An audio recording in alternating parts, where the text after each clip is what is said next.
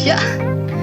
Kainit sa panahon, nagpalit ko og sabon. Kay lagi, daghan na kaayo ko og bulingon. Klase-klaseng panakton, ay tarong may gisiun. Apil na ang bahag sa akong manghon nga lamogon. Oh my God, wala pa gani ko mahuman. Ipon anak ko sa akong manghon nga orangutan. Akong gigukod, pero wala jud ko kaapas. Galangay lang imbis padulong na ko mga waswas. Oh, nang hay-hay na ko. Nalukop na ang usa ka baryo. Yeah.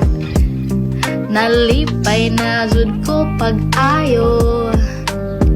Matulog sa lang kay kapoy kaayo.